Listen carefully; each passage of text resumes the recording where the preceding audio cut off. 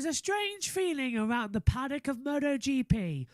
It's a strange feeling because for the first time, Valentino Rossi is no longer in the paddock, which means 24 riders now have the perfect opportunity to claim the greatest of all time.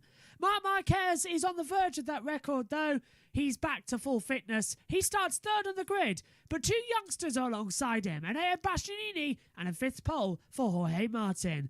The atmosphere is rising. It is a pressure cooker waiting to boil over. Welcome to the 2022 MotoGP season. After 3 tests at Jerez in Spain, Sepang, Malaysia and in Indonesia as well, it's the Grand Prix of Qatar at the Losail International Circuit. It's the first stop on a record-breaking 21-race campaign. It kicks off here on the 6th of March, the earliest start since the 1960s for the Grand Prix of Qatar. Indonesia on the same weekend as Formula 1 kicks off on the 20th of March as a morning race for us here in the UK. Followed then by Argentina on the 3rd of April. The 10th of April sees the Americas Grand Prix at the Circuit of the Americas on a newly relayed surface. The 24th of April sees the Portuguese Grand Prix. Then into May we see the Spanish Grand Prix on the 1st of May. On the 15th, the French Grand Prix at Le Mans, and the day of the Indy 500 as well. The 29th of May, we go over to Italy for the Grand Prix at Mugello. In June, we see only 3 races in Catalonia, Germany as well, and over for the TT in Assen. Further down on the board as well in July, just 1 race, the Grand Prix of Finland finally making its debut. The British Grand Prix we're hoping to be trackside for is on the 7th of August. We'll be live on all 3 days if we can get there.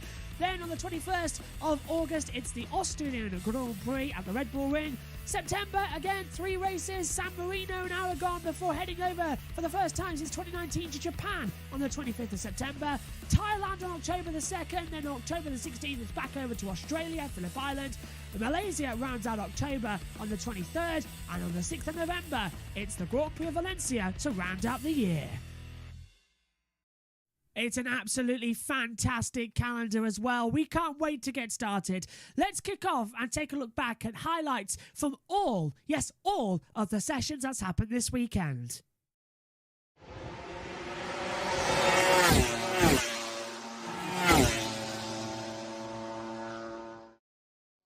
We are underway for MotoGP in 2022.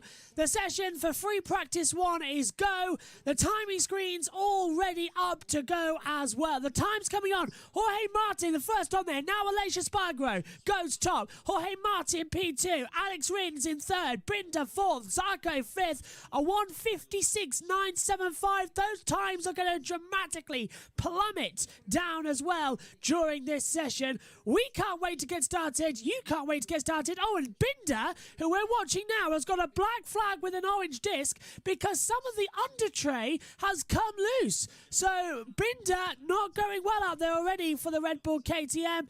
It looks like, yeah, he's put his hand up. He's got the mechanical problem. Part of the aero-mechanical coverings have gone wrong, and that's what's caused the black and white, the black flag with the meatball orange disc, as you saw at the bottom of your screen on the ticker. He's going to have to go straight back to the pit lane. Fabio Di Giannantonio, the first one to go down in the 2nd sector. And there's no grab on the track. He's given up on trying to get the bike. So the 49er has gone down at turn 3. Okay, that's a very quick entrance then. Just at the beginning of the 2nd sector. Really strange part of the track to crash at. It's a 4th gear right-hander, and it looks like he's dropped off the bike. So unusual there. But that's brought the yellow flag out. 8 minutes to go in the session. Joan Mir goes top. 1:55.371 as well. And lap time cancelled for Enea Bastianini as well for track limits, as you can see just coming up. Great time then for Mir. He's 7,000ths of a second faster than Aleix Espargaro. Looking at the screen as well, the gap between the top 17 riders is 0.8 of a second. After that, we go over a second with Dovizioso just on the back. That's seriously, seriously impressive. Oh, Bagnaia's gone down, and he's in the gravel, and that has brought out the yellows in the 2nd sector. Now, where has that happened? Oh, it's turn 6. It's down where the penalty loop is. So it's a left-handed corner around about third gear. And it's just dropped on him. Now, we've seen that happen before, mainly last year in the Moto3 and Moto2 races. We saw that. Quartararo 7th, as I said, 1:55.664, runs out of road at turn 1.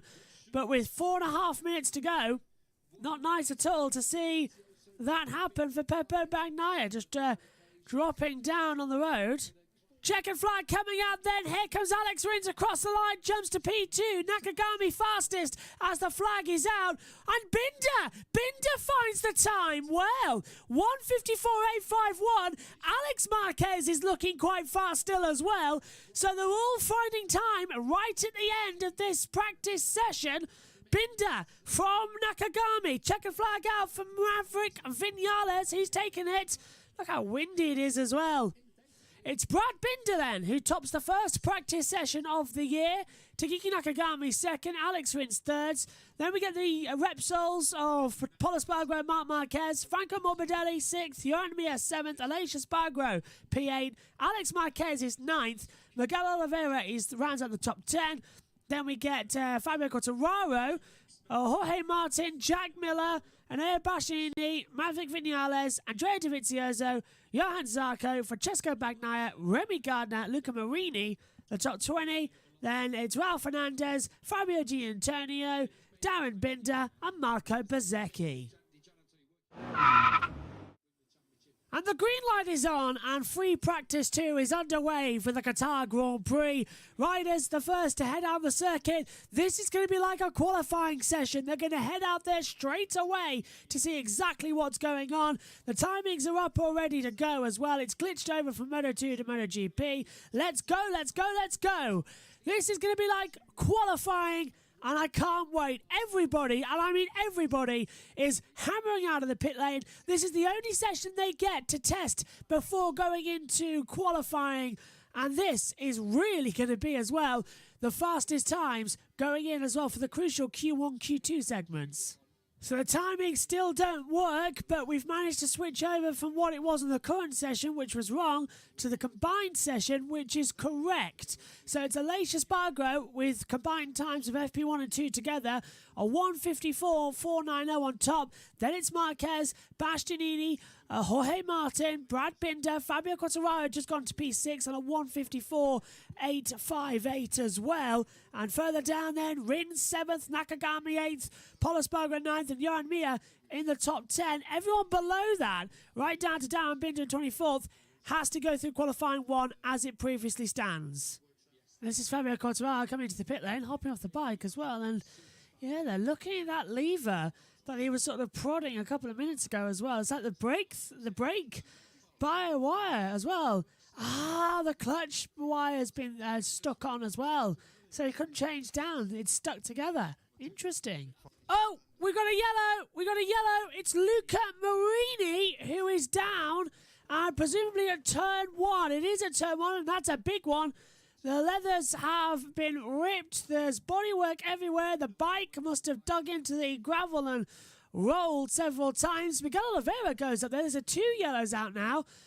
Yeah, he's gone early into turn 1, and the bike's just skidded off. Sparks are flying as well. It catches in the gravel and sort of half rolls itself. And Luca gets a trip full of gravel up the unmentionable area. As he comes back on, there was a yellow out somewhere else of the circuit, and it's only Marini that stopped on the sector. I can't see anybody else stopped. So, oh, it's Alex Marquez. That's the second yellow. Alex Marquez down at turn 6 on the number to 73 for the LCR Honda squad. He's got going again, though. Paulo Spargro is looking quick as the yellow flags are rescinded. We're back to green. He's looking quick, but those yellows will have cost him and have to back out of it. I'll probably have the lap time cancelled because he got caught up in those 2 yellow flag zones. Oh! That's Alex Marquez going down again in the 3rd sector and brings out the yellow flags. It just turned in turn 10. It's a left-hander. It's actually very similar to turn 6, and the bike just dropped, and he knows this one's not going to be saved. So he's got off and running back to the pit lane. It's again left-hander, off camber, and the front tyre will just drop. That checkered flag is out then. Rins with the fastest first 2 sectors. Here comes Tadiki Nakagami across the line on the LCR. 154.030. And here Bastianini, he's P11. He can't go through at the moment. He's 4 tenths down. Oliveira stays 13th. Johan Mir goes 3rd. Jorge Martin at P4 at the moment. He's got a red indicator. So is Bagnaia. Alesia's dropped a little on the sector 3, but looking good to the last sector. Here's Bastianini across the line. Can he break through to the top 10? No. Stays 11th. Rins improving even without a toe. Marquez takes the checkered flag. Stays 2nd. Across the line now comes Alesia Spargo. Jumps to P7. 153.886. Not happy with that one. Very frustrated on the bike. Alex Rins, I think, might just back out of this one, but he might want to go even faster because who knows what the conditions are going to be like tomorrow. It's got held up actually right now on the track as well by Fabio Di Giannantonio as well. He gets the toe off him, and Rins doesn't improve despite he had the toe. Fabio Di Giannantonio just blocked him completely. And he's in the gravel, actually, as Alex Rins down turn 1. Completely missed the braking zone at that first corner. And that was all Fabi's fault. So, it's Rins, Marquez, that's Mark, Johan Mir, Jorge Martin, Morbidelli, Miller, Aleix Espargaro, Quartararo, Pol Espargaro and Bagnaia currently going through to the next phase of qualifying. Having to go through Q1 as it stands, Bastianini, Nakagami, Oliveira, then it goes to Dovizioso, Binder, Marquez, Vinales, Zarco, Fernandez, Bezzecchi, Gardner, Fabio Giannantonio, Luca Marini and Darren Binder. Green light is on at the end of the pit lane and we are underway for MotoGP Free Practice 3.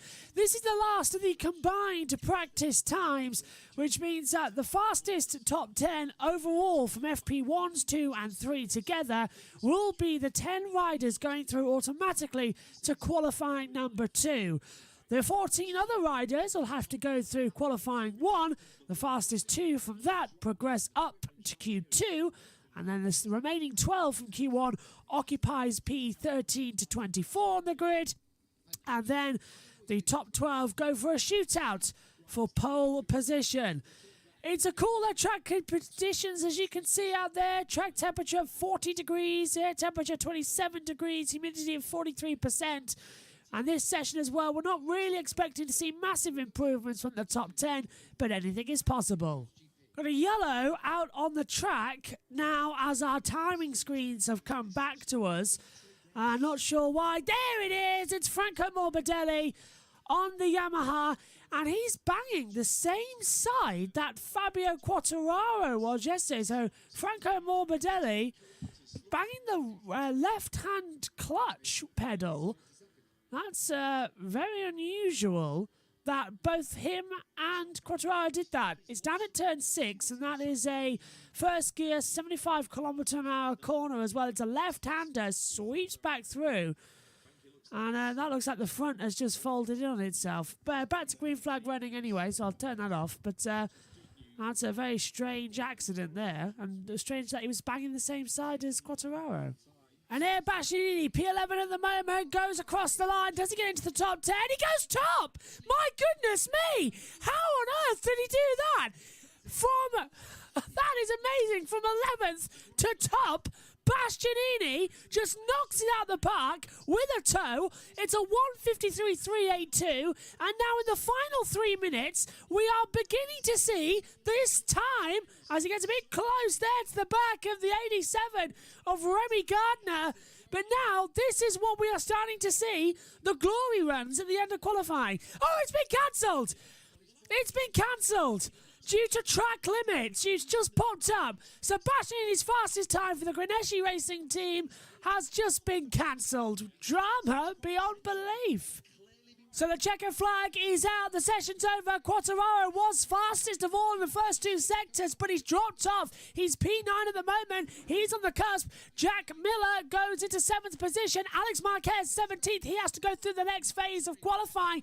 As see Pol Espargaro, he's on the cusp as well. Computer's predicting him to go to P5. That's the same place it was predicting Fabio Quartararo as he crosses the line. The 2021 World Champion on the Yamaha across the line, takes the checkered flag and stays P9, doesn't improve. Big trouble then for Yamaha. If anybody else is improving, Zarco's improving, Polaspargro's improving as well. Cross the line because Polaspargro, 42 thousandths off that time of Rins. He goes P5, 153.803. Quartararo now really in danger of having to go through the next phase of the first phase of qualifying, not automatically going through.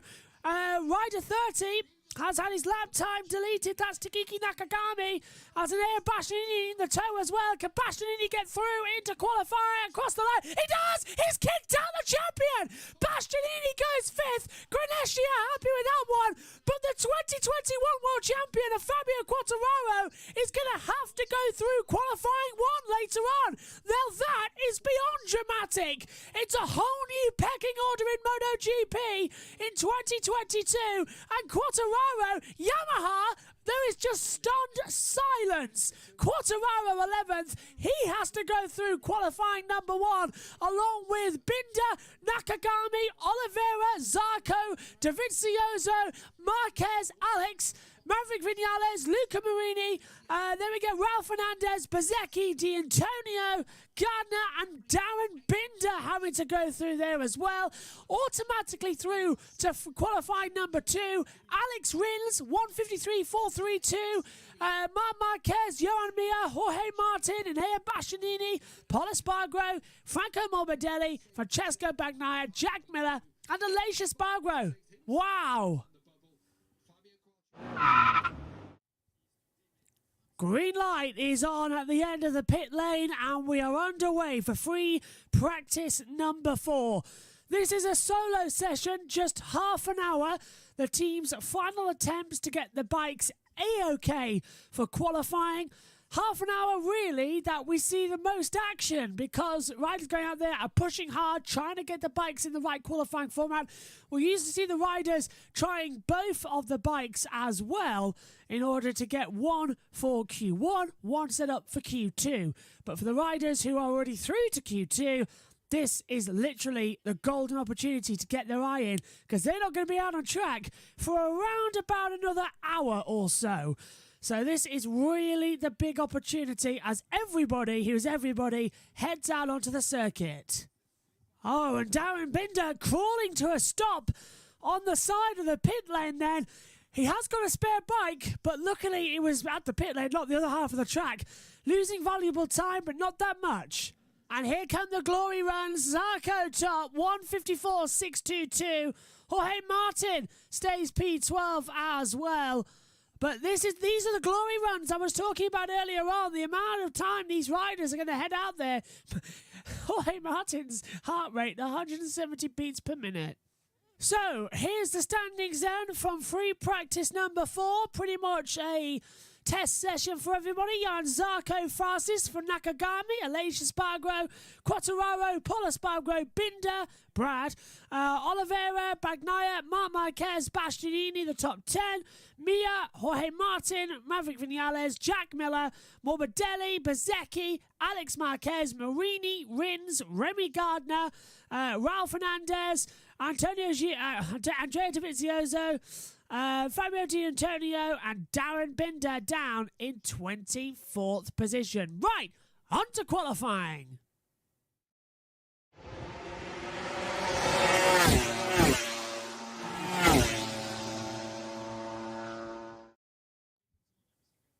Green light is on at the end of the pit lane and qualifying is underway for MotoGP in 2022. Now, we've had 3 practice sessions where the times were combined to establish the running order for Q1, and that is the slowest 14 riders. The top 10 automatically go through to Q2. So going through in Q1, Fabio Quartararo, the 2021 world champion, Brad Binder, Darren Binder, Takiki Nakagami, Miguel Oliveira, Johan Zarco, Andrea Dovizioso, Alex Marquez, Maverick Vinales, Luca Marini, Ralph Fernandez, Marco Bezzecchi, Fabio D'Antonio, and Remy Gardner as well. The fastest 2 riders from this session will gain a place in qualifying 2, making this session really deciding P's 13 down to 24 on the grid. It's all tension up, and especially for the world champion Fabio Quartararo from last season. Can he get through this setback that nobody saw coming? So the top 2 times then already on the board. Zarco, Bezzecchi going through. Oliveira, Marini, Vinales as well, top 5. But here comes Fabio Quartararo as well. Straight on the board with the Yamaha. Can he go top? Of course he can go top. Does go top. 1:53.654 as well. And looking at the time as well, I think that's actually, quicker than he's done all weekend long. Free practice 2 was his fastest time. 1:53.906. So track conditions going to be arguably there, but it's Quartararo and Zarco, the 2 riders going through. Then Bezzecchi, Oliveira, Marini, Vinales, Nakagami, Fabio Di Giannantonio, Alex Marquez, Remy Gardner, Fernandez, Dovizioso, Darren Binder and Brad Binder right down at the bottom of the field. We've got a yellow and it's Darren Binder. Binder's binded down at the first, it's turn 2, so it's the first left-hander on the circuit. Now that has brought out the yellow flag, crucially, in front of several riders who might not get another lap here. So that's their sort of night done. Oh, Quartararo! Oh, Quartararo! He went off! He's still on the bike, but he's lost the lap time. Quartararo, he is currently at risk of being kicked out of qualifying. Now, he is top, but we got Zarco going faster as well, and Binder will get another lap in. Binder's just started a flying lap. The checker flag's out in 3 seconds time. Look, as you can see on the board, 2-1. That's it. Checkered flag is out. The session has concluded. Zarco will fire it to the line. Is he quicker? Across Luca Marini. Lap time deleted for a yellow flag infringement. Zarco goes third. 1:53.425. Zarco did not go through. He went red. I thought he did. Proven on time, not position. And I think Miguel Oliveira and Brad Binder fast sector 1. Binder at 24.7 with Oliveira 24.756. Yeah, Quartararo lap time cancel for track limits. We already knew that. He has got another lap in. So Quartararo does have another lap if he wants it. First sector was a 24.789. Off on the pace, but Brad Binder, 54.224. Second sector looking quick as well. Oliveira's right there with him as well. Let's see, 54.4 for second sector. So he's down, Oliveira, on his best time at the moment. This might be going the way then of Quartararo, but is Binder going to put the fastest time on the board and get KTM through with the Red Bull backing into the last couple of corners then? Oliveira 3/10 down on his own best time. And looking at the board, Marini 7th, Vinales 8th, Gardner 9th, and Nakagami 5th, Zarco 3rd. They have already crossed the line. They can't improve. Binder was up. Binder's up. 0.176 the difference. Oliveira down by 1/10 of a second as well. Quartararo's off 64 thousandths. Bezzecchi's 4/10 down. Run to the line now for Darren Binder in the Red Bull KTM as well. Can he go faster than Binder? Then Quartararo. Binder across the line. Goes top. 1:53.512. Oliveira jumps up to 4th place just ahead of Bezzecchi and behind Zarco. Alex Marquez goes 8th as well across the board, but the top 2 going through its qualifying is Brad Binder and Fabio Quartararo. Zarco 13th, Oliveira 14th, Bezzecchi 15th, Nakagami 16th, Luca Marini 17th, Alex Marquez 18th, Vinales 19th, Dovizioso 20th, Antonio 21st, Remy Gardner 22nd, Fernandez 23rd, and Darren Binder crashed out. He starts 24th on the grid. On to Q2. Green light at the end of the pit lane, and we are underway for perhaps the most crucial qualifying of the season. Yes, it's only round 1, but this will establish the true pecking order of who is quick in 2022 MotoGP. Straight out there is the 7-time champion, 8-time champion Maverick Vinales out there as well, alongside Marc Marquez. Alex Rins going out there. It's all getting exciting now. Reminder of the running order then as well, because we've got Binder and Quartararo coming through to this session as well. Just been told that Maverick Vinales' time is under investigation from that of Q1. And also been told that I've mixed the two up between Marc Marquez and Maverick Vinales because of that, so apologies. But in this session, Alex Rins, Marc Marquez, Joan Mir, Jorge Martin, Enea Bastianini, Pol Espargaro, Franco Morbidelli, Francesco Bagnaia, Jack Miller and Aleix Espargaro. Joining will also be Brad Binder and Fabio Quartararo, as you can see on your screens as well. We are getting ready for the start of the true pecking order of 2022. How quick are those Suzukis really on the toe? Alex Rins did a 1:53.432 in the combined practice times. He did that without a toe. It's really, really close at the top. Let's see what Marc Marquez has got as well. Qualifying is go. So, we got 3 minutes to go of this session. Bagnaia and Marquez, both to the computer predicting to go fastest. Bagnaia seems fast down the straight. Is it good enough? And they both take the top time. Bagnaia goes on a 1:53.411, but then it went to Marc Marquez. He's on provisional pole position. The master, the young gun, 29 years old. He's had 2 seasons full of injury. He seems to be back in bigness in Qatar. He's on top at the moment. 1:53.283. Game on. They're all in a train together now as well. Joan Mir is leading them across it as well. Binder hasn't set a time yet. That's Brad Binder, that is. Here we go then. Pol Espargaro towing around Jorge Martin. Martin to the line. He's got ready to sectors everywhere. Martin's on pole position as it stands. 1:53.011. Great time from Jorge Martin. Jack Miller goes to third. Ducatis are surrounding everybody in this field as well.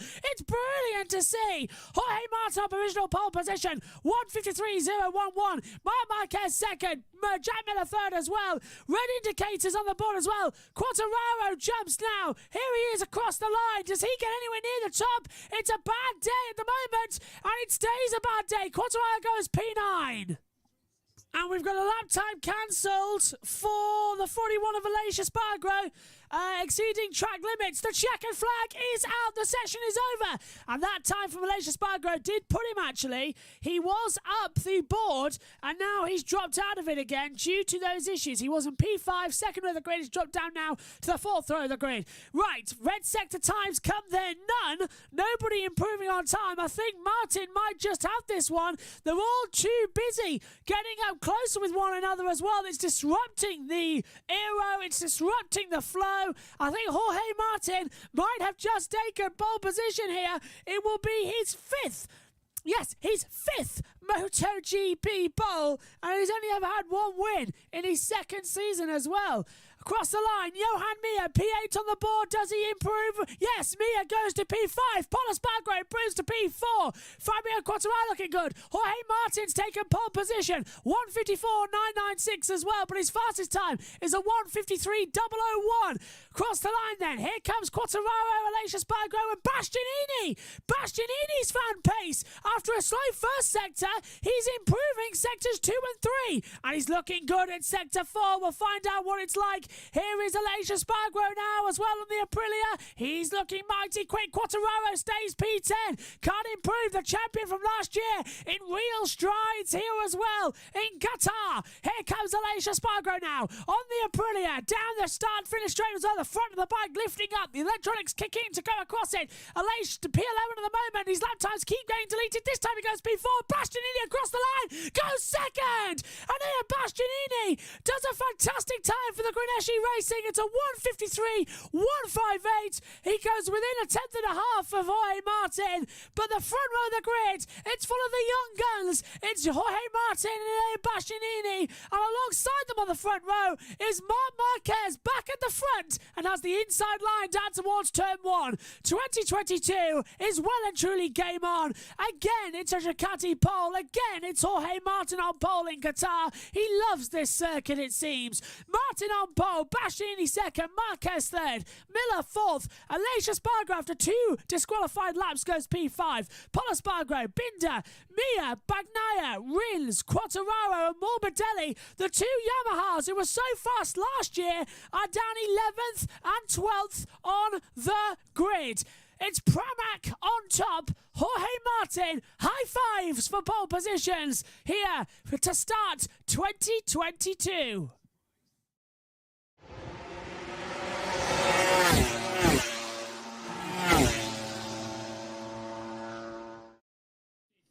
It's quite unusual to have 5 practice sessions, but MotoGP takes it. You have the 4 official sessions, you have the qualifying, then you go into warm-up. 20 minutes of action is underway. This is the last chance before the race. The teams get to dial in their bikes, the riders get to shake off the overnight cobwebs and get ready to head out there. Usually not much happens, but occasionally there's a small accident that could have ramifications. We'll watch along and find out. Got an amazing thing happening again. You might remember me talking about this yesterday in qualifying with that. Marc Marquez was following Pepe Bagnaia all the way around the track to try and get a slipstream. This time this morning, it's Bagnaia who's coming for a bike change. He's following Marc Marquez now on race pace as well. I think the race later on, with Marc Marquez starting 3rd on the grid, it's going to be very, very interesting to see how quick the Ducatis of Bagnaia are as he heads forward. This is going to be a race that you do not want to miss, so stay with us here. Side by side into turn 1, Bagnaia runs a little bit wide. Marquez tries to get the cut back, and these two are properly racing. It's a warm-up session, and they just raced each other down towards turn 1, and Marquez is so close to the back of Bagnaia. These two, it is warm-up. The race isn't for another 4 hours or so. Keep it calm, guys. Keep it calm. Oh, Marquez is down. Marquez is down. It's brought out the yellow flags. Marc Marquez down as Fabio Quartararo jumps to the top, 154.654. But Marquez, he was pushing. He's down at turn 10. It's a left-hander, second gear, 100 kilometers an hour. He's back on the bike now. But Marc's first crash of the year, ladies and gentlemen. And it was coming as he was trying to hold back Pepe Bagnaia and fight with him. That's a very unusual one. We've gone back to green flag. Let's take a look at it then. So he's following Bagnaia, switches over. The front's already twitching. Goes to the left-hand side. Does the front go? We're waiting to see. It's in super slow motion. Does he touch the floor there? The front tips in too much, and the bike just falls out from underneath him. Wow! First crash of the year for Marquez, everyone. Start the counter.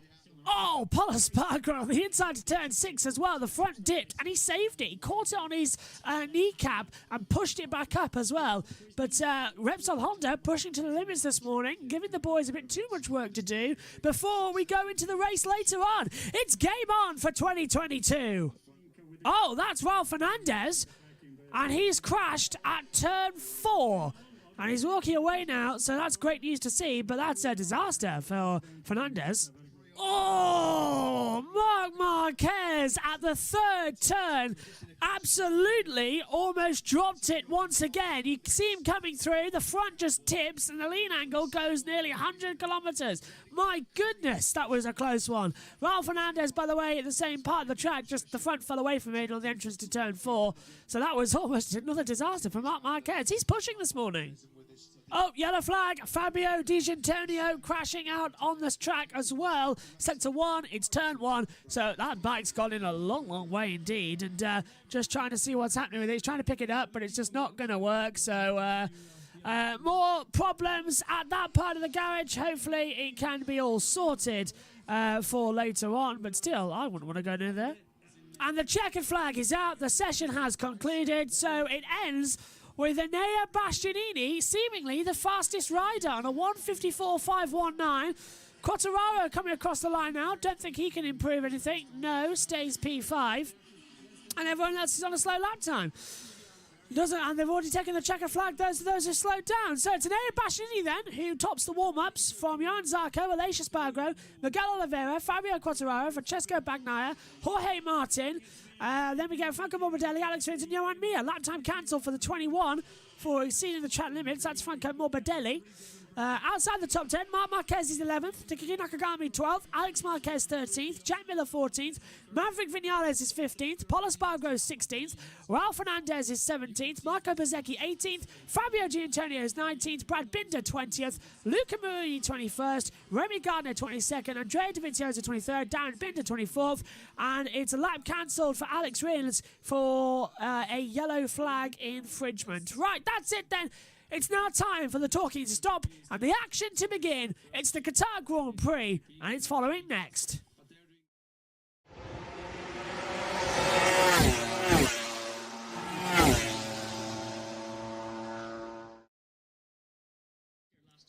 And the atmosphere begins to rise, the tension begins to rise. A whole new era of MotoGP is about to reach to the sky. And what an atmosphere it is. It is 5-6 local time in Qatar. Jorge Martin lines up on pole position for the 5th time in his very short single-season career as well. 22 laps ahead of us, 118.36 miles. 22 laps. The grid beginning to clear. The formation lap about to start. Alongside me in the commentary box is Megan Burch. Megan, the atmosphere is rising here. The tension's beginning to rise. Quick word from you before we go on. What are you expecting in the race today? Crash. Action? Crash. I thought you might go there. I heard you go, oh no, earlier on, so it's a possibility. Here we go. It's time to kick off MotoGP in 2022. Stand by for action. Marc Marquez starts third, Enea Bastianini second, Jorge Martin on pole position. Let's kick off 2022.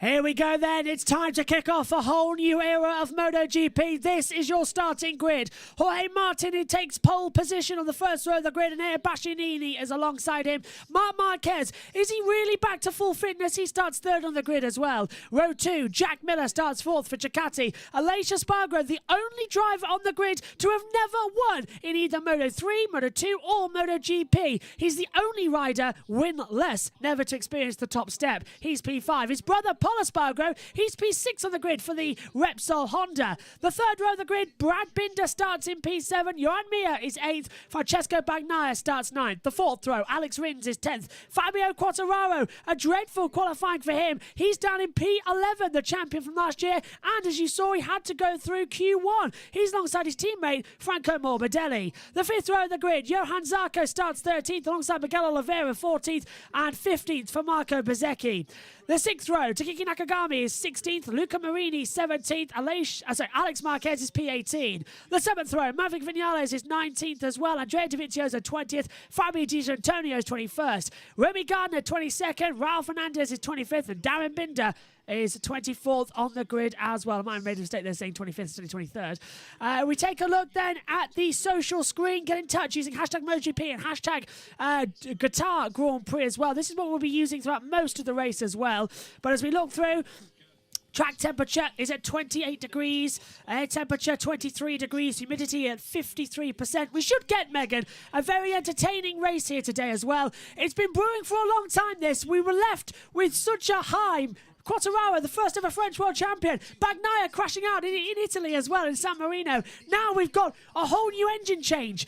They're updated. The engines are updated. The riders are different. No Valentino Rossi. There's so much to look forward to. Don't say. What is it going to be? No. Yes, no Valentino, but go on. You say it again. What are you looking forward to? There's just so much for 2022. Learning the new riders' names. Fabio Di Giannantonio is going to be your tricky one as well. He starts down in 21st position as well. MotoGP has it all. Indeed, it does. What's as well. What's his name again? Fabio Di Giannantonio. Fabio Di Giannantonio. There you go. You'll get the hang of it. Fabio Di Giannantonio. There you go. Nah. Let's take a look at the YouTube chat. Hello as well to Octavius, who says, any major rule changes? As I said, the biggest change this year, after 2 seasons, the engine freezes, so the actual factory bikes as well, Honda, Ducati, Suzuki, KTM, Yamaha, Aprilia, can update the horsepower of the bikes as well, and it could change the running order. Marc Marquez last took Honda win in 2014. That was the year he won the opening 10 races of the season. He wants to repeat that here today as well. We should get a very interesting one because I'm nervous already. You're nervous. 21 races as well. The longest on the entire calendar in history. I want this to be going to be great. Oh dear, Megan. Already? Let's do the pick. Who will crash first? I wonder if it'll be a rookie. Well, we're going to be pointing to them soon because we're about to get ready to go. You've picked Fabio Quartararo to crash. Starts 11th on the grid after a terrible qualifying. Had to go through Q1. Well, it's about to find out. Who's Right. the second person? Well- Because they'll probably crash into each other. They're lining up on the grid then. Alex Rins starting 10th. Yeah, all right. Right, here we go then. The long off winter can stop the earliest start to a MotoGP season since 1964. Here we go. 22 laps ahead of us. MotoGP in 2022 is under starters' orders. Lights out, race on. It's a little bit of a wheelie start from Jorge Martin, Marc Marquez. Oh, and Marquez takes the lead. Bastianini goes down to second. Paul Espargaro filters into speed 2. What a start from the Repsols. Chef's kiss all the way round. Darren Binder's dropping back further throughout the field as well. Not sure if it's caused a yellow, but look at Paul Espargaro. He's fighting with Brad Binder. Brad Binder started 7th. He's already up to 3rd place. Marquez gets a little bit of a wiggle on as well, but it's Paul Espargaro who's taken the lead. He's passed his teammate Marc Marquez. They've all got through safely. Darren Binder, though, has dropped down to 24th, but he started 24th. But with a great start, he already lost the advantage. Binder now into 3rd place as well. Johan Mir diving up the inside of Aleix Espargaro, going for 5th position, and he's taken him down at turn 6. Great start for the Repsols. They really were changing it up, and Repsol just seemed to have just been like, get ahead, get ahead. Dive bomb further back as well. That was the Aprilia. No jump start. Jorge Martin, pole position, down to 7th place. He had a terrible start, a terrible getaway. You saw the front of the Ducati launch up. Quartararo now passes him as well. So Quartararo to P7. Martin's trying to come back on the inside and he's taken him, but nearly. Oh, brilliant from Quartararo on the right-hander. Takes it right round the outside and keeps the position. Now, down again towards turn 17 as well. Sorry, turn 16, the last corners on the circuit as well. Paul Espargaro leads the way. Marc Marquez second. Bezzecchi up to 15th. Morbidelli down to 16th. He started 12th. Johan Mir going for 4th and takes 4th away from Enea Bastianini. Right, so it seems to be like every single time they go around a corner, they pass each other. So Hey, I'm there's not going another to one. say the grid right And now. Jorge Martin repasses Fabio Quartararo in the last corner. Here we go then. Here's the slipstream battle we were all waiting for. Who's going to get the slipstream? Marquez. Marc, that is. Right in the slipstream of his teammate Paul Espargaro. Pulls to the inside down towards turn 1. Marquez takes the lead into the first corner. Few further back as well. I think Bezzecchi and Bagnaia. And Paul's fighting back. We didn't expect this. We thought it would be team orders at Miller Honda. passes Rins. Yeah, good point there. Miller up to 9th, Rins down to 10th. They had battles here last year as well with a big shoving into the wall. Was that the argument? It was. And look at this. We are actually having the Repsol Hondas fight each other. Let's open up the social channel as well. Gives you the race control information at the bottom, the track temperature, as well as hashtag MotoGP, hashtag Doha, so hashtag Qatar Grand Prix for all of the Twitter information as well. But look at Brad Binder. He's right on the back of Marc Marquez as well. And Johan Mir's come into it as well. It's all looking good. Oliveira past Bagnaia, so Bagnaia's down to 14th place. Yeah, and also Marini passes Dovizioso, and then it's again with Oliveira and Bagnaia. I mean, it's like they're like doing a spin. Well, this is surprising pace from Paul Espargaro, considering in the combined practice times he was P10 and Marquez was P2. Alex Rins is in 10th position, so it's like they've done a swap completely between Paul and Alex Rins. You notice how the first three are like harmonious colours? They are, yeah. Brad Binder on the KTM as well. The Red Bull KTM factory team as well. Everyone's With an orange right now. Oh, and Zarco passes Dovizioso, so Dovi's down to 19th, Zarco up to 18th place as well. Already, this Grand Prix is good. It's lap 2 of 22. 21 to go, as you can see on your monitors. Come on, Dovi. And now we're starting to get the train, aren't we? We're starting to get that train where everyone's going to go for a slipstream down towards turn 1. A 0.6 of a mile, kilometre long strong front straightaway as that on the inside, and that's Bagnaia passing Nakagami as his move's going on further down, and this is why into the slipstreams we go. Is Marquez going to get anywhere near Paul? Not this time as well. Bastianini with the fastest lap of the race. A 1:54.953 as they enter turn 1 for the first time. What did Repsol have for breakfast? I don't know.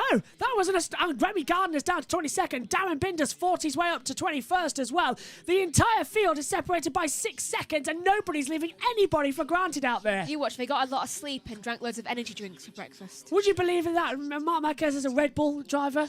He's sponsored by Red Bull. Okay, that just hits. See the the lyrics on the mark. side of the bike, though. Well, and that on Paul Espargaro's too. So they've both drunk Red Bull to begin the morning. Clearly, it gives you wings. And the Red Bull KTM is in 3rd place as well. The KTM factory team sponsored by Red Bull. Are Red Bull You just could- yeah. secretly rigging this? You could say it's a Red Bull 1, 2, 3. Maybe if their bikes have Red Bull in it. Simple key for those of you watching along and are new to it as well. A red clock is the fastest lap. A yellow circle with an exclamation mark is a penalty. And a Bastianini. white triangle with an exclamation mark is a penalty warning. Bastianini has the fastest lap so far. Yeah, he's in P5. And the moment to sprinter goes a bit Rich. wide. Mia tried to come back on the inside, didn't work out. Which is Bas- questioning. Yeah, Bastianini's right on the tail of this one, isn't he? So the gap between Paul Espargaro and Marc Marquez is 0.3 of a second as they come in. We're watching the 2020 champion Johan Mir following back. But this is great from Paul Espargaro. He's just keeping it in. But look at this. Look at this. Quartararo versus Alex Rins. And Alex Rins is looking mighty. He knows this is the last year of his Suzuki contract. He knows as well that this is the last chance he's got to be world champion. And also if he wants to stay with the Suzuki team for next season.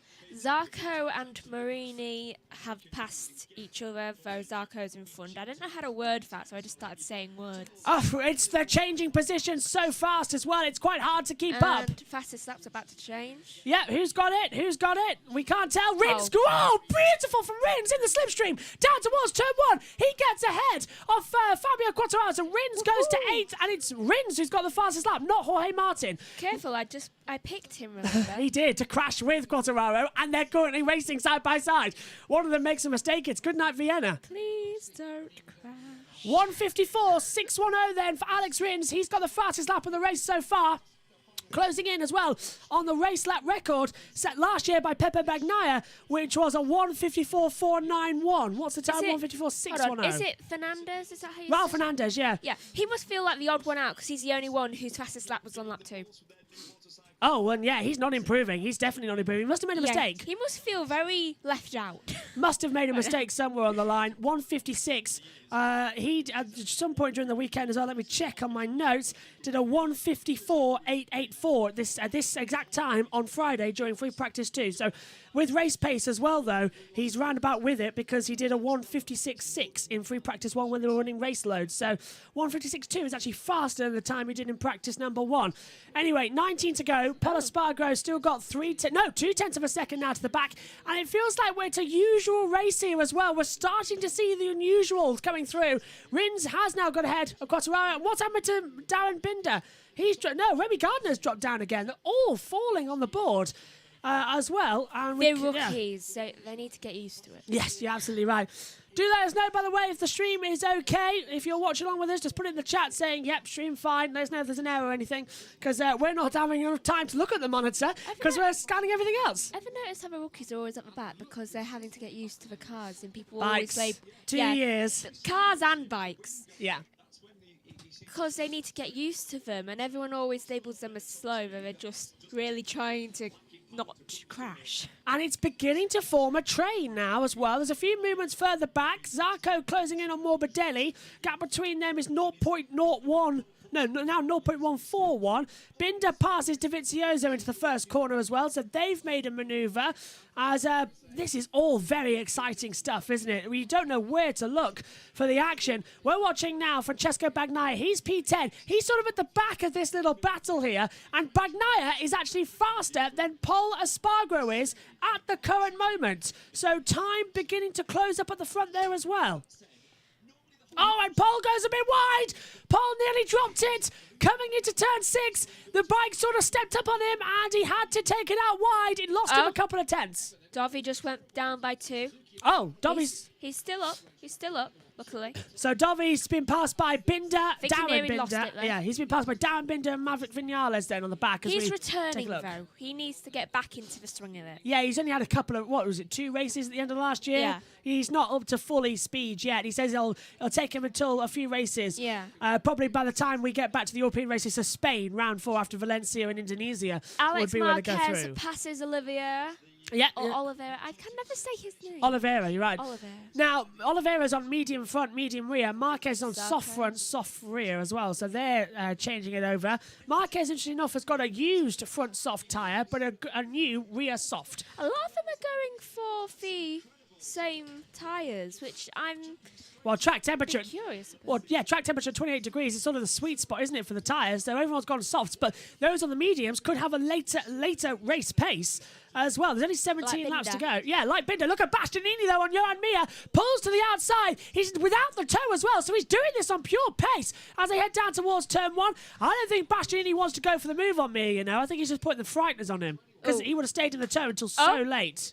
Binder's going for Marquez. Binder's got past Marquez right round the outside at turn number 1. That came out of nowhere. That did come out of nowhere. Beautiful manoeuvre from Darren Binder. Is that Darren Binder?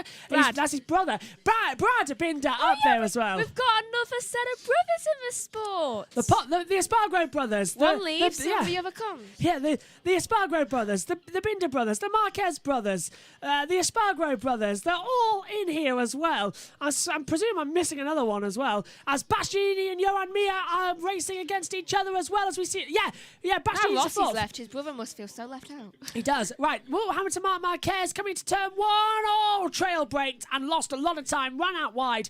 And through. That was an easy move for Binder, actually. So Binder got back through quite quickly. There is the Repsol Honda team just watching along. We've asked a question in the YouTube chat as well. We'll open it up now to show you what it is. The question is Marquez back to full fitness? 55% of you have said yes. Nobody has said no. And 45% of you have said, let the race show it. That's very interesting indeed. Is that letting the race show it? Yeah. Though, right now it's looking like a checkered board on who's fastest and who's not. I can certainly see who's going to be the fastest throughout the season right now because it's kind of evident in how they're performing. That was a lot of big words. I would say Paul's going to do quite well, though also both Binder brothers are doing quite well. Yeah, Darren's got to get used to it all. Though also Gardner. Even though he's at the back, he's a rookie. Bastianini.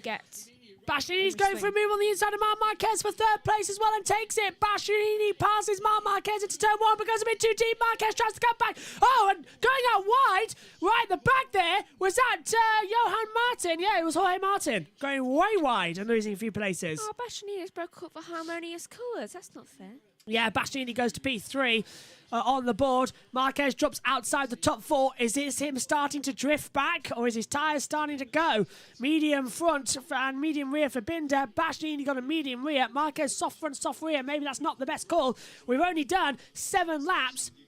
We have 16 to go, and again, this is starting to change. Can Pol Espargaro take a victory for Repsol Honda in what I am fairly sure will be, yes, his first ever MotoGP win, if he can do it.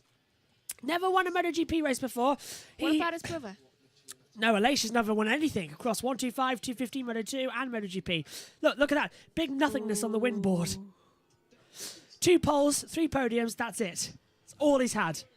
He's got to get a win this year. Yeah, he really does. Let's all root for Aleix to actually get a win. But what about Pol Espargaro though? 10 Moto2 victories, 5 125cc victories as well. His brother needs it more. 2 years younger than his brother, and his brother's outshining him. But family dinners are very awkward as well, especially if Paul wins today as well. Christmas dinner this year is going to be interesting. Did you win a race this year, Aleix? No, I didn't. I won before you. You've never had a win. I am evil Espargaro. Going on the board. Here comes, look at this though, dive bomb on the inside. That's Mir getting past as well. Bastianini staying through as the leaders change hands again. So Bastianini to third, Johan Mir getting past as well. Yellow, all sectors. Why? It's the newbie. It's Marco Bezzecchi. Marco Bezzecchi has crashed. That's a great last name. And it's Jack Miller. Jack Miller too. Miller's gone down. Miller has gone down. So has Bezzecchi. And it's down, I think, at turn 16. Pit around people. Oh no, Miller's coming to the pit lane. Okay, so Jack Miller's coming to the pit lane. Has that Ducati got a problem? Bezzecchi's crashed out. That's what's brought out the yellow flag. Is it at turn 16? It must be to trigger all sectors yellow. Has to be, surely. I'm going to root for Aleix from now on. Because, you know, he needs it. Ryder okay with though, we're being told, which is good news. There it is. What's he got caught? That's what caused the yellow across all the track. Okay, let's take a look. Did he hit Miller?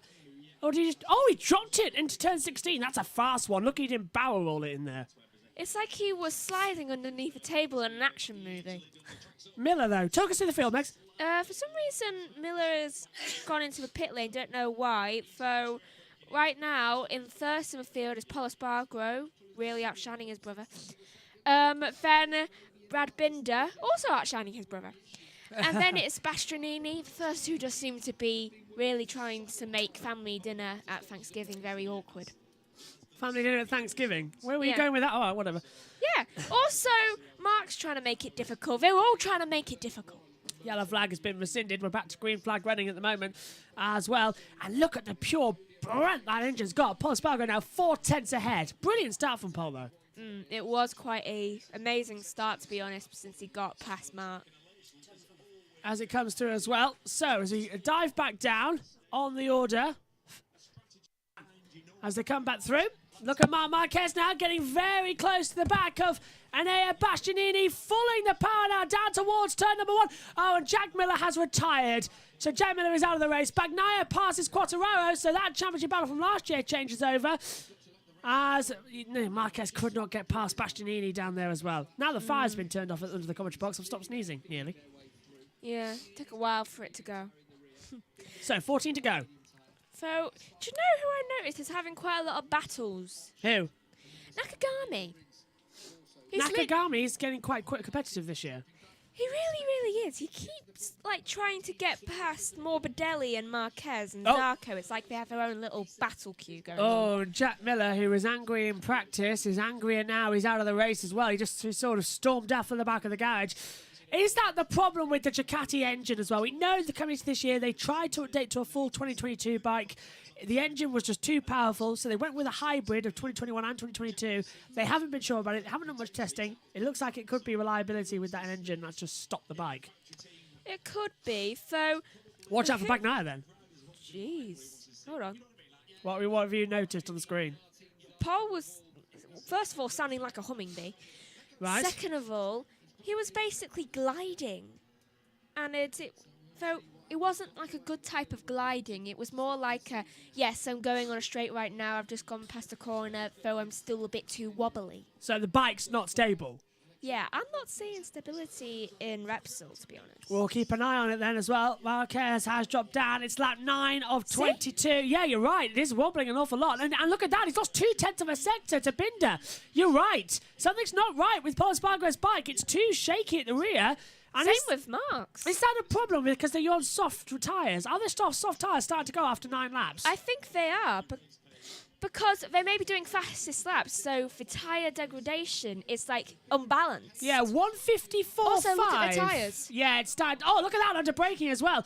Paul Espargaro's bike is not going well. Aleix Espargaro, fastest of all on the circuit as well. He's done a 154.465 on the deck now as well. Alex. Yellow, you're right. Who's done it? Alex Marquez? Yeah. Oh, sector 1, that'll be turn 1.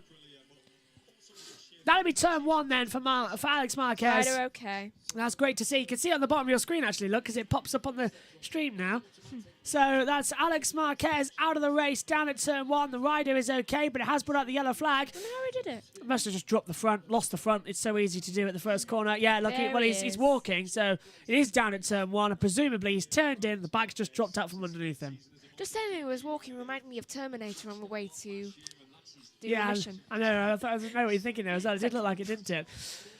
So, Paul Espargaro has managed to gain 0.3 of a second back to Brad Binder, but Bastianini's staying with him as well. Again, those on the medium rear tyres seem to be having more pace. Marquez and Paul Espargaro started to drop off, but saying that, Paul Espargaro, he's doing fastest first, second, and sector times. I just noticed something. Guess what tyre are all 3 people out? Soft. Yeah. Soft front, soft rear, yeah. So that is actually true. Every single one of them. Well, Bezzecchi crashed and Alex Marquez crashed. Miller came into the pit lane with an unknown error. But still, that's 2 of the soft runners that have put it down. So it's not looking good. Well, track temperature is at 27 degrees. Air temperature is at 23 degrees. Humidity at 52% as well. It's 6:20 local time in Qatar. So maybe it is starting to have an issue out there, whether or not these tyres can actually hold it. They're not asymmetric tyres either, by the way. They've changed. They've gone down from having 42 sets of tyres to only 30 sets of tyres. tyres, which means they removed the asymmetric tyre. So where on the left side it could be soft, the right side could be a medium compound. They've gone. So it's soft and soft only. You can't have a different side to each tyre. That could be a problem. Oh, and It's Oliveira. He must have, he's crashed down turn 1. He's on both mediums. Well, that keeps the yellows out. So Oliveira's crashed at turn 1. And he's on both mediums. Maybe they should stop having both on front and rear. In that case, look out for Bastianini. There's Oliveira. He's dropped it into turn 1, and the bike's just disappeared. Well, there is the bike, actually. He's now walking to it. But the yellow flag was out for Alex Marquez. And in as many laps, it's now out for Miguel Oliveira. We didn't even have to take time to take it off the screen. They're dropping like flies. I went to press the button and then remembered, oh yeah, there is a yellow flag still out. This is weird. I've got to say, I would look out for everyone else. Marini, has he been passed? Yeah, Vinales is up to 14th. Thank goodness, because he's on both softs. Yes, Marini's down to 15th place now as well. We catch up with the battle at the front. Pol Espargaro leading by 0.6 of a second to Brad Binder. Bastianini third. Marquez is fourth as well. The battle for third is what's brewing, and Marquez seems to have found a second wind.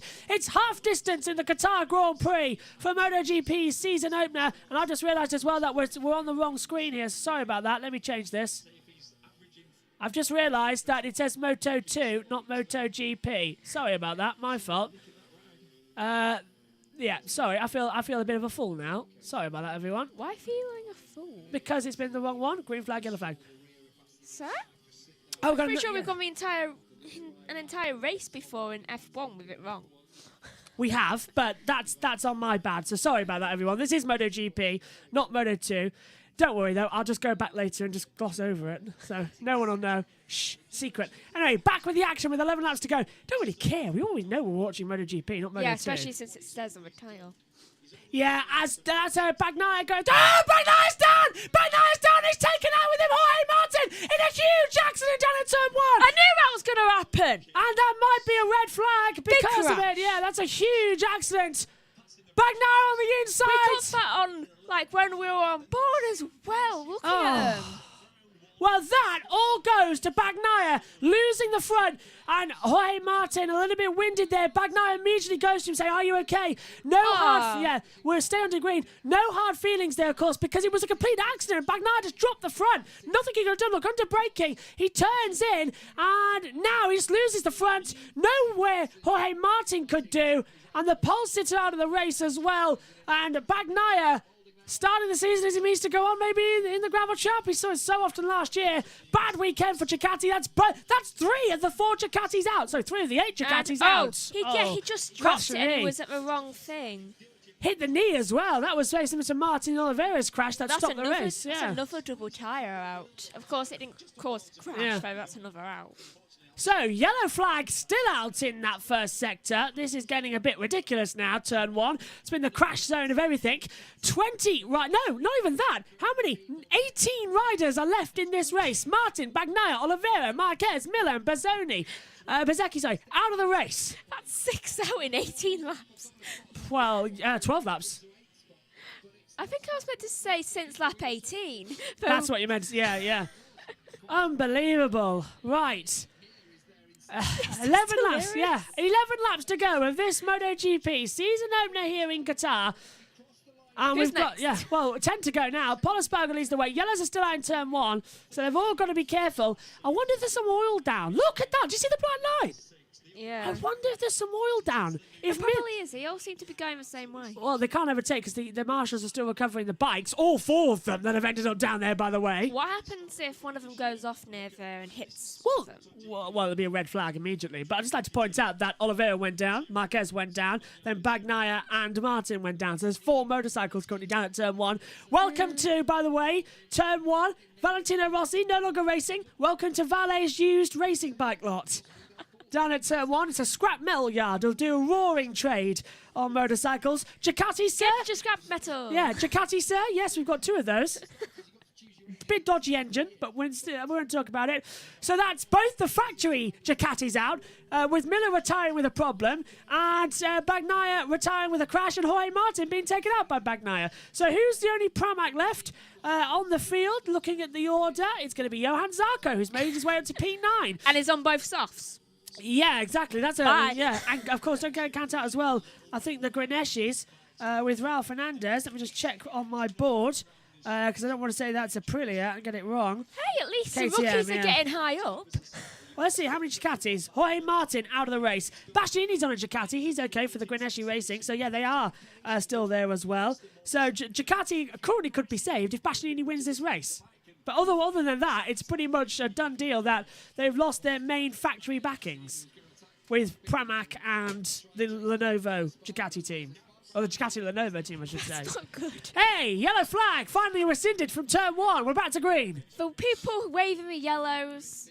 Yeah, they've got very sore arms. Yeah, very sore arms now. They're just like, I'm gonna kill these riders. And look on the inside as well. That was Brad Binder getting past, and Enea Bastianini takes over in second place round the outside into turn 1. Fantastic move. So Bastianini takes over from Brad Binder in second place. I want to do another pick. Well, that's the best one at the moment as well, so keep an eye on it. Alicia Spargo with the fastest kilometres an hour through the speed trap, 354 miles an hour. You've picked Jorge Martin. He's already out of the race, Megs. I know. You can't really curse a guy twice. Polo Spargo. We'll see about that. Fastest lap of the race then as well. I think it's still at Polo Spargo's door as well. Oh, Bastianini goes in too deep. Miller's out too. Am I just picking people out? You're picking Ducatis. You're picking Ducatis. Look at the board as well. Bastianini went too deep into turn 6 as well. Binder nearly got on the back of him. And let Marc Marquez almost have a look on the inside. 2, 3, 4 running together as well. Megan. You said 2, 3, 4. Where's the dance? And Brad Binder is the next one to crash out. Oh, that's great. He's running in third place right in the middle of this battle. Can we change it to his brother? No, that's not how it works. The top 3, I don't like to get out because then I just feel bad. That's not the way it works. I once cursed Andrei Noni. Fine, change it to me.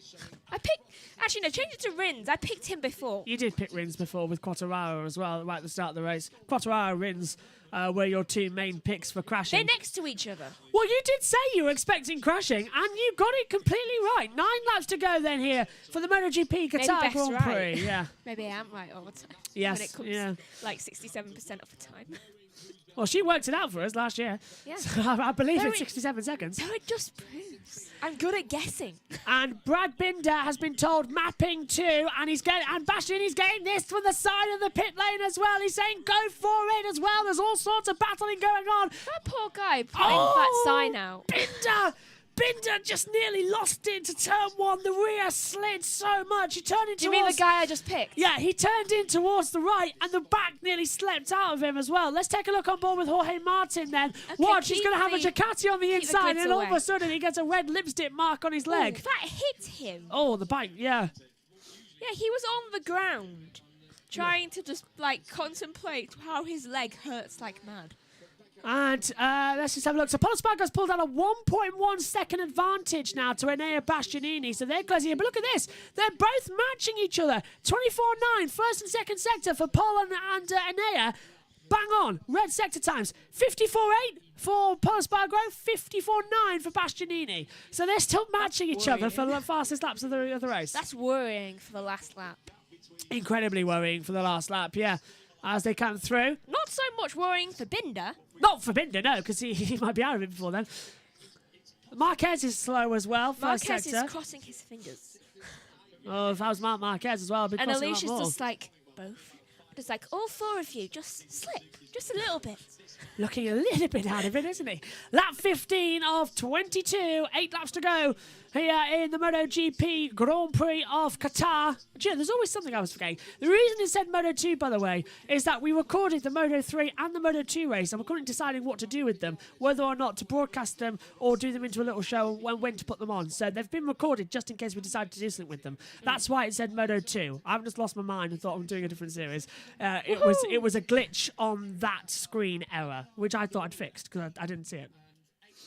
So I'm going to have to put up another post-it note somewhere saying, remember to change the names as they come through. Do you want to know something interesting quick? Oh, hang on. Yeah, look at that. From with Brad Binder, the rear of the bike just keeps sliding through turn 1. That's what's creating the black line. Here's Quartararo into the first corner. And he's got double the same tyres. He does, yeah, go on. So, medium front, medium rear. I've got most of my homework done. Nice. Before this race. And the shocking factor is... The fact that I had like 8 pieces to do. That's very impressive. Well done. It means you get the rest of the day free. I woke up at 10. Get the rest of the day free, though. And plus, it wasn't that big. So you've done it all in 4 hours. Well done. So I have got one little piece to do with 2 paid dues. Pole nearly dropped it through 6 as well. The bike just sort of stepped up on him again. And he's holding that on with soft front, soft rears, and he's just at the fastest second sector time of 54.949. Alessio's prayers are working. Oh, Bastianini's faster, though. 54.935. So that gap is still remaining at 0.9 of a second, but it's closing in. 7 to go. Lap 16.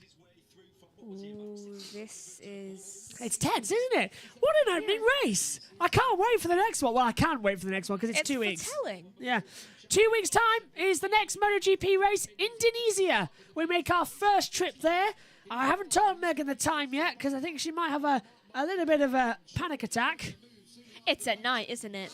5 a.m. in the morning for the race. And then we've got Formula 1 later on that day for Australia in Bahrain of the season opener. And then we've got Texas later on in the night. Don't worry, you don't have to bash Texas. your head against something. You don't have to do Texas, don't worry. I'll get somebody in for Texas. You're doing MotoGP though. So 5 a.m. wake-up call. Sorry, correction. 4 a.m. wake-up call. Why 4? Okay, you got to get dressed, get into the box, and get ready to commentate. So if you wake up at 5, the lights will be out. Too late then, wouldn't it? Kind of wishing you lot had allowed me to get a bow and arrow now. I can hear Neil Hodgson laughing because of that. No. Look at this, though. Marc Marquez has fallen back into the clutches of Aleix Espargaro as well, so they're kind of stuck together with each other. Aleix is going to try. Poor Espargaro. He can't look. If his brother wins a MotoGP race before him, his younger brother as well, it is just going to be so embarrassing. It's going to be like a kick to the curb. Yeah, they've got to be professional about it. But not at home. No, at home, he'll have him in a headlock. Or he'll be trying to hit him in the oven. Just like, get in the oven. Whacking his head with the oven, just like... I've been told by their father they do have all-out rows at Christmas because of how one has done better than the other this year. If Paul wins a race and Aleix doesn't this year, it's going to be chaos. And especially on the flight back home as well. Right, here's the running order with 6 to go. Or 5.5. Will the Espargaro brothers please stop trying to fight each other in the aisle? Yeah, it's not really great, is it, at the moment? As they come through. Marc Marquez is just about holding off Aleix Espargaro, by the way, for 4th place. So maybe the question is Aleix back fully? Sorry, is Marc Marquez back fully? I hope the first 4 crash. Yeah, so he can win. Or Aleix wins. So Aleix can win? Because I feel so bad for him right now. Well, they're closing up on each other. 5/10 to gap. Hello. Aleix is going for it on the inside. Marquez is nearly there as well. How close do you want it to be? My goodness. They were rubbing elbows through turn 14. Yeah. And Aleix says, thank you very much, my son. But Marc Marquez, a wily fox, he's got back in behind him. And he's going to go and try and take the toe as we now watch as Paul Espargaro is being caught by Enea Bastianini. And Bastianini's just on the fastest for the first lap, but struggles to get the bike stopped into turn 1. Just about gets it stopped. So the fastest lap for Bastianini, a 1:54.338. The race is coming alive with 5 to go. Come on, Aleix. It's getting tense. It's getting close. Right, keep an eye on it. Paul Espargaro on a 1:54.534 as well, keeping up the gap and keeping up the pace. Want to say hello to Michael Mowell, who has just subscribed to the YouTube channel. Welcome to the Insane Asylum. That's basically what this commentary box is half the time. And look at this, though. Paul Espargaro holding off. He goes a little bit too deep into turn 6. He's trying to drag Bastianini out with him, so Bastianini makes the mistake. Paul's in complete control, but Bastianini won't be. Then they'll both crash out.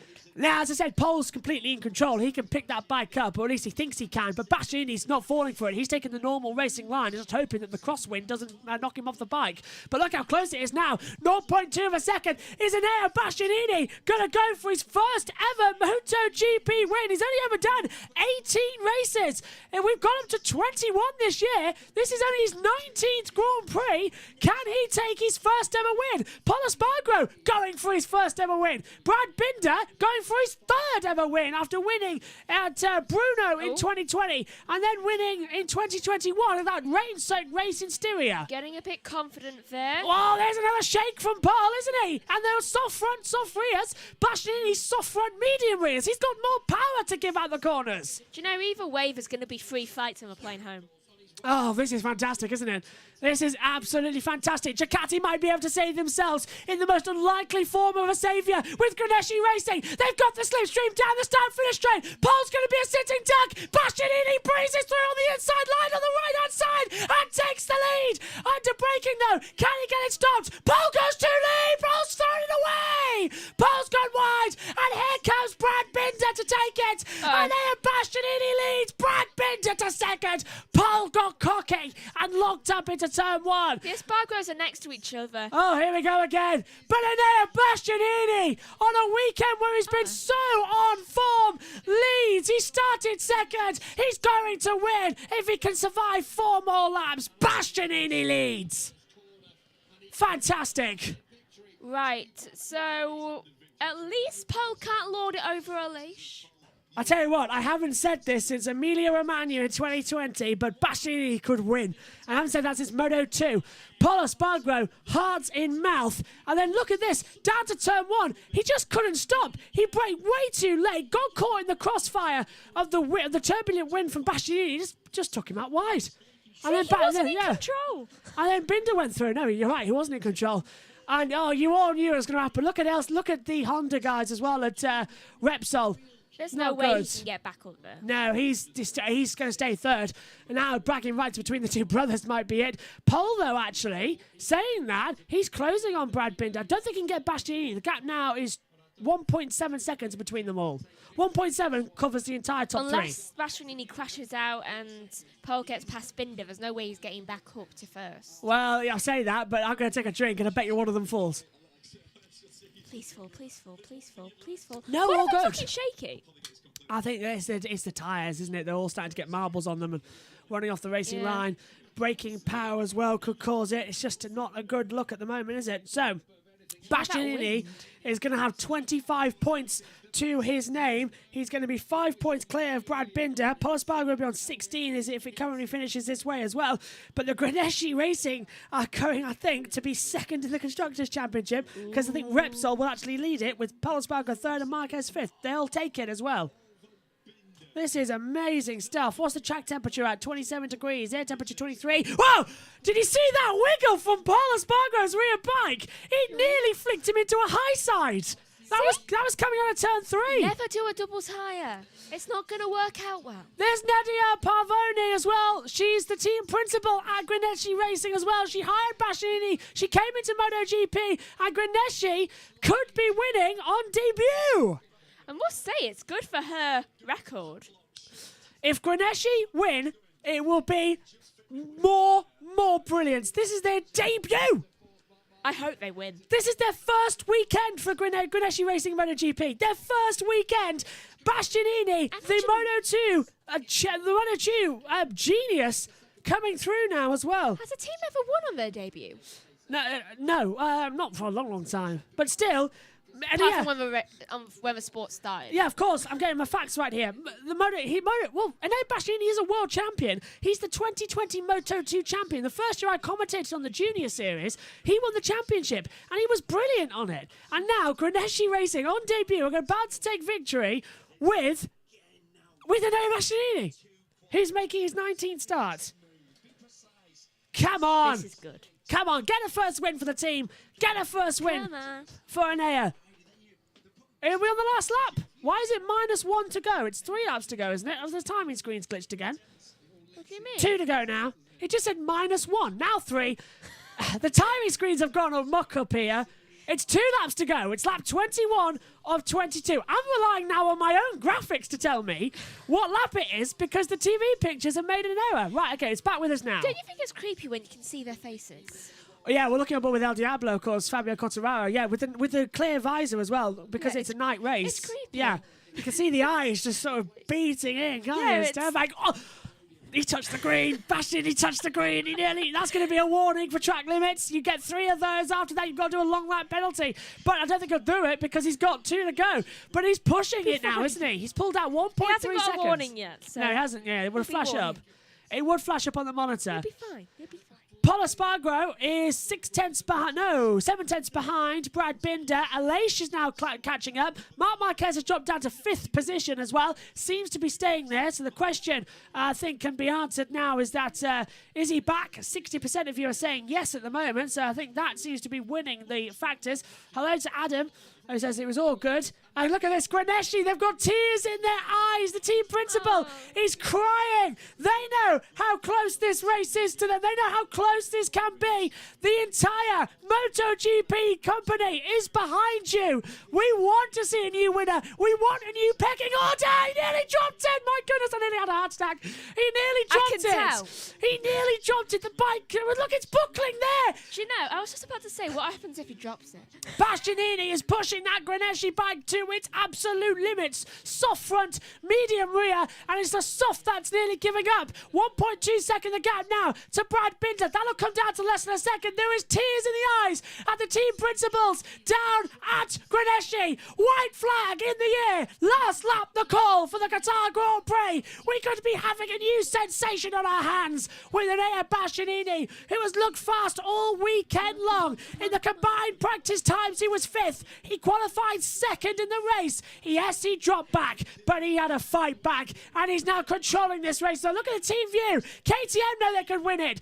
Repsol know they can win it, but nobody more so than Grenesci know they can win it. They are literally in tears. If it's this emotional on the last lap, what's it going to be like when the flag falls? I don't know, but Red Bull just don't seem to care.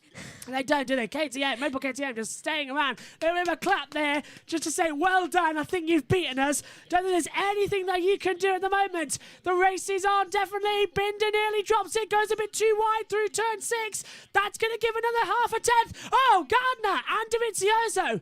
What's happened? Dovizioso's down to 14th. Gardner's down to 16th. A corner happened. Yeah, Marini's up to 13th as well. But this is it to the last couple now. This is the beginning of the third sector. He drops it again. Bastianini, my goodness me, sliding the rear of that bike so much. I know he's young, but you have to give us a heart attack. He's 24 years old. What, sorry? Is this what I'm like? He's 24 years old. On the Grenesci, this could be the start of a new era. It really could. I'm worried about your heart right now. I'll be fine. I can't wait to see this. It's the last sector of the race. He might just do this, Megan. Keep your fingers crossed. The team principal, Grenesci, is literally crying. Wouldn't you? Yes. Final sector. 6 tenths of a gap. Please don't let it be a run to the line. Binder's getting awfully close. Bastianini holding it through. Don't you dare cross. It's getting close. Out of the last corner. Arise a new team. Arise a new winner. And Enea Bastianini wins round 1. And is a MotoGP Grand Prix winner. Look at the point. He punches to the air. He points to the sky. He knows what he's done. There is tears and celebration at Grenesci Racing. They have arrived. And they've arrived with intent. They win the opening race of the year. And Enea Bastianini is a MotoGP Grand Prix winner. And honestly, there's a shake of disappointment from Quartararo.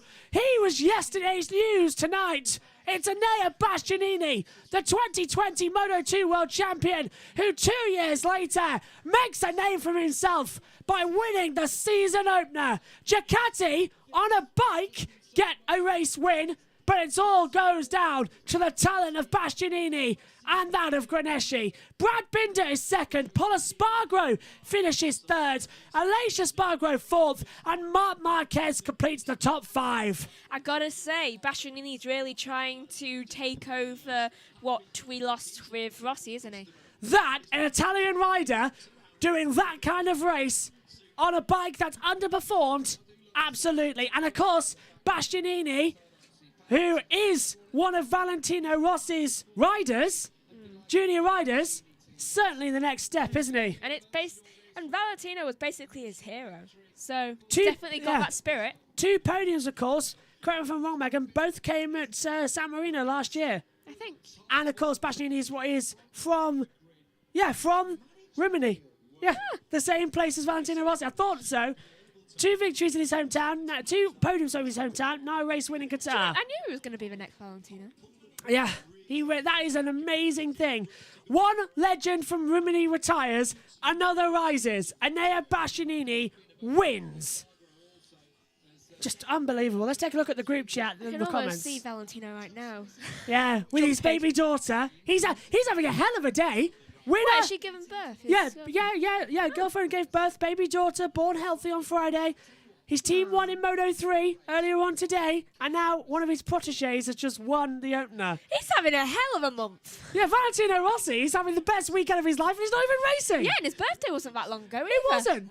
Oh, Gigi Dall'Igno goes down and congratulates Grenesh's team principal. What a good news story for MotoGP. I said at the top of the show, a whole new era. The engine freeze has come and gone. They can update their bikes, they can update their engines, and it seems we've got a new pecking order. I must say, it's also, when you look at MotoGP, you don't get the hostility between the teams as you do in F1. Well, of course, it's Ducati bike. In F1, it's like they're like 2 cheetahs in a jungle trying to fight for something. It's completely cutthroat, yeah. Yeah. Though here, it's just like, well done, we're proud of you. I'd rather be here when it comes to if I was one of the riders. Let's confirm the end poll, by the way, and that'll come up in a second. Let's go over to the chat then. SHT says, to win in their debut, just an amazing feeling, as well as the 2 Espargaro brothers, 3rd and 4th. Team principal died last year and his wife has taken over. This will be the ultimate tribute to their late founder. Absolutely. Away down there from Octavius.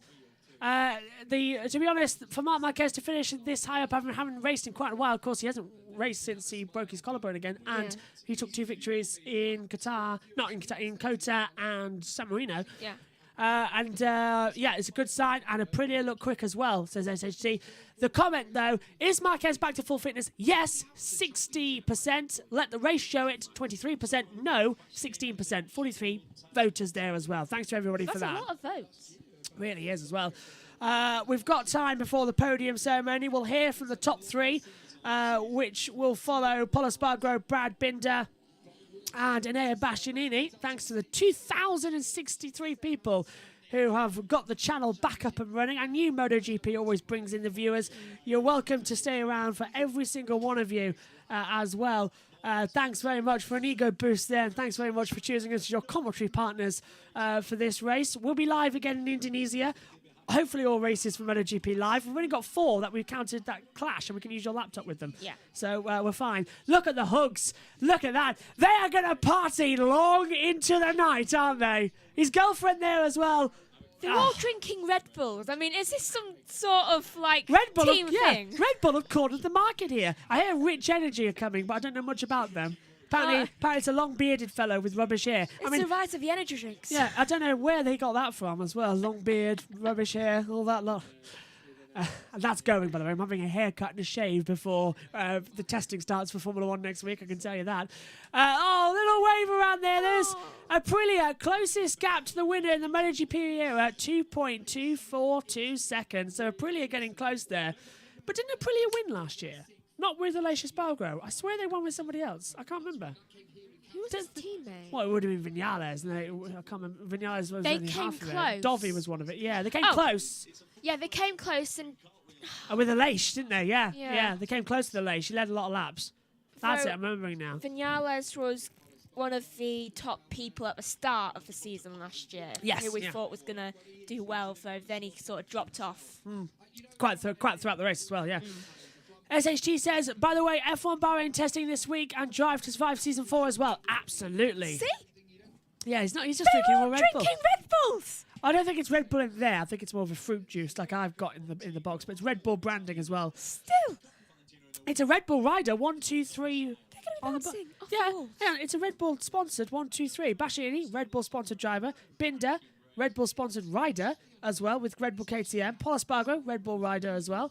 There's the virtual fan wall as well, watching on. A lot of Red Bull fans as well. Red Bull are cornering the MotoGP market completely, haven't we? We've noticed that this year. Is Red Bull just everywhere now? Is it like there's a national sponsor of the planet?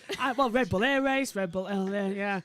I'll tell you what, though, I might just Do they have replace. an airline? I might replace this banner with just Red Red Bull. Bull. Red Bull, yeah. Red Bull gives you winglets, it seems as well. Right, we'll be off soon, but we'll go through the podium and have a little chat about what's coming up this year as well. Before we hear from the top three, we'll tell you about what's coming up this week, though. We've got on Friday, Saturday and Sunday, live for 8 hours, all 3 days, Formula 1 pre-season testing. Megan and Ian Burch will join me. No, different one now. How many testings do they need? This is the official test. It's not the shakedown. This is the official test. Wait, so you're telling me I didn't even commentate on the official testing? Well, it was official testing. It was official, but it's just not the official. Anyway, yeah, we'll have 8 hours a day coverage live. We'll have guests on as well. You better run. Yeah, we've got guests coming on as well. Megan will join me in the box for a lot more hours than she thinks. I'm kidding. You'll be in every now and then. I have tests starting on the 14th. So You'll be in every now and then. It'll be fine. literally, though, I've only just got finished with tests. I'm sick of them. Every 2 weeks, it's like, here's a test. It's like, what Well, have these I are learned? testing times. I know, though. What have I learned in those 2 weeks? I don't know. It's literally revision. Well, you're a bit like Ferrari now, aren't you? What am I testing? Yeah. Anyway, we'll hear from the top three. My sanity, I think I'm testing. Did I go through the entire field? I can't remember if I did or not. As they come through, the photo being taken. Beautiful bike. I thought that was my livery when I was watching practice. I thought that's a beautiful livery. I thought that. It's got really nice colours. Yeah, the duck egg blue with the red of the Ducati and then the pink boldness of the numbers. It really stands out to you, doesn't it? The F1 Gulf should blue. take notes. Yeah, the Gulf blue as well. Alpine should definitely take Let's notes hear from on that top car. three then, starting with Paul Espargaro. He's down in the pit lane with Simon Quayfar in Parc Fermé. Paul, the pace of that race was awesome, and you set it all the way to the end. I've got to say, you must be disappointed without the win, but you've got to be happy with your debut on this machine that suits you better. Yeah, still I need some more knowledge of the bike. You know, it's the first race of this bike, and things were happening at the end of the race I didn't really expect it, and yeah, it catch me by surprise. But you know, it was not even in the plan to go ahead and push in the front. Actually, the strategy was completely opposite. Stay behind. We had some fuel, as everyone, some fuel problems. So I needed to stay in the lead screen for some laps, but I faced in the first positions at the beginning of the race. I felt good. I started to push. The lap time was coming easy, so I decided to push, but yeah, maybe too much. Then I ran out of fuel. I ran out of tires. You know, overexcitation in the first race. I felt in the top, but it was a good feeling. You know, we are back, and this was a signal that Honda have two strong riders in front, not just one, and this is first time in many years that Honda can say that, so I feel very proud. Congratulations, Thank you. Paul. Thank you. Much he surprised. Great from Paul Espargaro. Gavin Amick came in a bit too quick there, but great from Paul Espargaro. He did lead most of the race, and then he just lost it by this brilliant move from Bastianini, and then into the braking zone as well. That was Yeah. almost a crash. Yeah, Paul had to really brake check. He got brake checked by Bastianini, but he did run off wide anyway. He was never stopping. He was much too fast into turn one. Never stopping that one. Let's go over to the SHT quickly. He says, if Haas does go for a veteran to replace Mazepin, I prefer Hülkenberg, but I know it's possible. It is possible. It's also possible for I miss Giovinazzi. Hülkenberg. Yeah, it's also possible for Giovinazzi to come into it, being a Ferrari driver, and Haas being closely linked with Ferrari. It's also possible for Oscar Piastri to come in, and also Pietro Fittipaldi, who is the number one choice. Out of the drivers that aren't retired. Just quickly, Zendi says 23, 33, 44. Out of the drivers that aren't retired, because I would really want Raikkonen back where he's retired now. I really miss Hülkenberg. I do. He's got so much humour. Let's hear from Brad Binder then, P2, the South African, with Simon Quayfar in Parc Fermé. Last year. After everything KTM been through with you in the last 12 months, that ride was truly awesome. Tell us how you did that. Today was a great day. All weekend has been really good. To start off in FP1 and be first was a bit of a shock. So then I knew we were at a really good level. We had some issues over the weekend, but honestly, I had so much confidence and I felt so good with the bike from the beginning to the end. So I just need to say a massive thank you to KTM. They pulled this one out the bag, and you know, we made such a huge step from where we finished last year. For us to be on the podium in Qatar is insane. Honestly, last year, yeah, was the hardest race of the year. So I'm really, really, really happy with the way things went. And yeah, for future, I'm definitely looking forward to hopefully a few more podiums. Big congratulations, Brad. Thank you very much. His back will be. Say that again. The sunglasses. Have you He seen the just sunglasses? did it, so it wasn't so high, and then just like, nope. Yeah, one of his mechanics came in and just moved his sunglasses further up from where he had them. Let's take a look at Binder's start. He started 7th on the grid, launched up the inside, sweeped everybody. That was a beautiful start from Brad Binder. And he stayed into 4th place, of course, for the majority of the race. See there at the back as well, some argy-bargy, but it was a good race. That was a strong race. I think it lacked a little bit in the middle, but it was okay. Greatest race ever, though, from an Aaron Bastianini's point of view. He's with Simon Crowther. He's a MotoGP winner for Grenache. Let's hear. And that was unbelievable. I don't think anyone in the paddock is going to forget witnessing that. Tell us how you felt in the race. My feel now it's incredible because I have pushed from the start, but the most important was to save the tire for the end, of the end of the race. And when I see Paul to push a lot, I have overtaken Binder during the race. And at the end, Paul was really close to me. I have understand. Okay, now I can try to win the race. And I overtake Paul in the first corner after he go out. And nothing is difficult for me to speaking now. I want to dedicate this victory to Fausto because he have pushed a lot from the sky, and it's fantastic for all the team. I think we have cried all the guys, and nothing. I'm very happy also for my family at home. I want to say one thanks to everybody for this. Congratulations, Thank you. I presume so. I think he was Right, out. yeah, he was. Okay, well, we've got time for the podium then. Let's confirm how they finished in...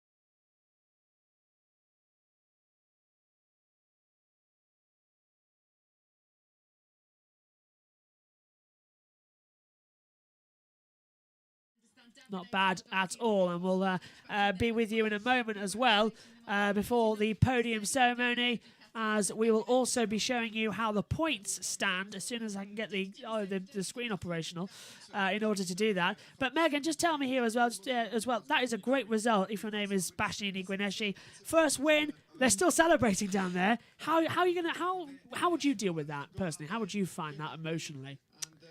I would find it very rewarding due to being the first one to win there, and especially with the debut.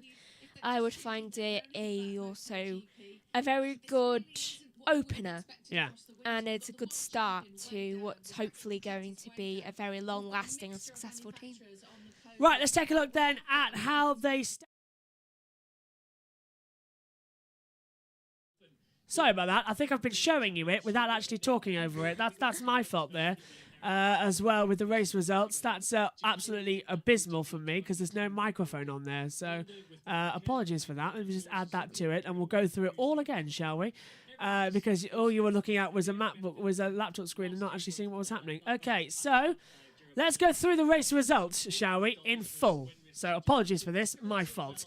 It is Enea Bastianini who takes victory from Brad Binder second, Pol Espargaro is third, Aleix Espargaro fourth, Marc Marquez is fifth, Mia sixth, Rins seventh, Zarco eighth, Quartararo ninth, Nakagami 10th, Morbidelli 11th, Vinales 12th, Marini 13th, Dovizioso 14th, Gardner 15th. He scores last point scoring position. Binder then, Fabio Quartararo and Adrian Fernandez the last one. Then it's Martin out, Bagnaia out, Oliveira out, Alex Marquez out, Bezzecchi out, and Miller out of the race as well. Moving further on then as well, don't worry, we are onto the podium ceremony, but we'll just quickly go through the points paying positions. It's Bastianini takes a 25-point lead to Brad Binder, who's on 20.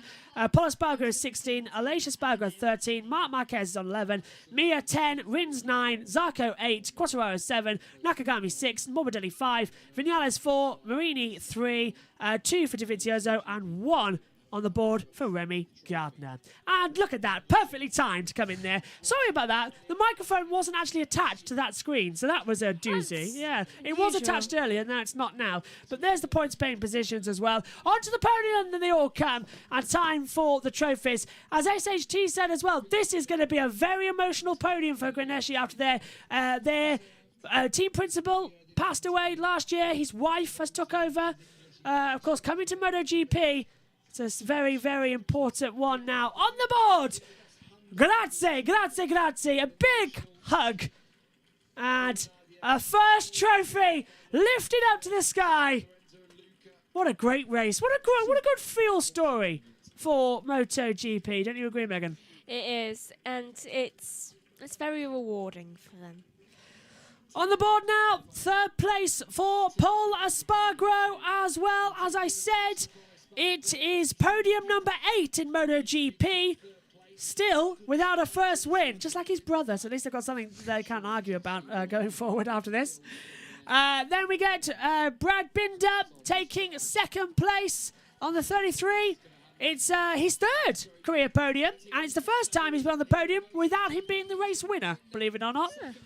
But the biggest man with the biggest smile, the 23 number, the 24-year-old, of course, but 23 race number, and that is Enea Bastianini. One legend retires from Rimini, another takes his place. Enea Bastianini wins, and we will hear in his honour for the second time today as well, because the VR46 squad won with the Italian rider. So it's a very good day for Valentino. We will hear the Italian national anthem for the second time today. Just loading up, of course. We do have to talk over it due to copyright. Yeah. But what a race. It was a brilliant race and a good way to start the season. I've always loved this national anthem. I do. It's such a positive across either Formula 1 or MotoGP. It's so iconic. SHT says no sound. Sorry, my fault. Man 6 in this race. Hopefully there's sound now. Apologies that there wasn't. It was my fault. My calendar next, of course. Yep. Indonesia. A street race that doesn't look like a street track. It looks like a normal racetrack. The city's going to be built around the track over the years, so it becomes a street track. But what a great idea. Yeah, Indonesia is next up as well. The thunderous applause for Enea Bastianini. The first win of many. He's already a world champion, of course, in Moto 2. But it can't get any better than the Premier class. Yeah, if this will be the start of a great beginning, hopefully. Oh, yes, absolutely. And he now leads the championship as well by 5 points. 23, 33, 44. That's the podium, as Zandy says. Tell you what, the Espargaros are definitely high up now on the totem pole, so maybe we'll expect a little bit more fights between them. Hopefully a win. Yes, Indonesia will be 2 weeks' time on the 20th of March. You can join us from British time. It's like a 5 a.m. start, and we will be live for that race as well. We're going to be so exhausted. It's going to be a long old day as well, especially as it's also the Formula 1 race later on in that day. And it's also the start of Formula 2 and Formula 3. So I, personally, I'm going to be non-stop all day. You can sleep the next day. I think March 18, 19 and 20 is going to be about the 24-hour endurance for 3 days. So what's that, 48, 72 hours? Yes. My goodness me. Yeah, hashtag pray for me. I'm joking. Anyway, let's get on to the reaction then as well from this race. Let's talk about the start. It was a demon start for the Repsols. We generally thought they had a shot at the race win because Pole got an electric start. Marquez led for the first couple of corners, and then unsighted to us, Pole took the lead. Yeah, that was certainly a very, very unexpected turn of events when that happened. I certainly wasn't expecting him to take the lead, given that last year he never took the lead. Not once, no. And it was a big problem as well for Pole. Let's further down, though. The first of the retirements, as you can see on the board, Jack Miller came into the pit lane. Unknown error at this point, but it's got to be engine. You don't come into the pit lane for anything else. I hope it's the engine, to be honest, because I think if it was something like in the back of the car, then Bike. Yeah. Car, bike, I don't care anymore. Yeah, it's got to be something from there as well. Let's talk then about the first big hit on the track as well. Marco Bezzecchi, he went down at turn 16 as well. Front dipped. Lucky it was only a glaze across the track, because if that had barrel rolled him, it could have been a lot more serious. He could have been out for the season. Oh, it definitely would have been. Yeah, fast corner, turn 16, fourth gear, 240 kilometres an hour. So it's flat out. It would have been a Marquez all over again. It would have been, yeah. Next up on the board, of course, Alex Marquez. Down at turn 1, the first one to hit that turn 1.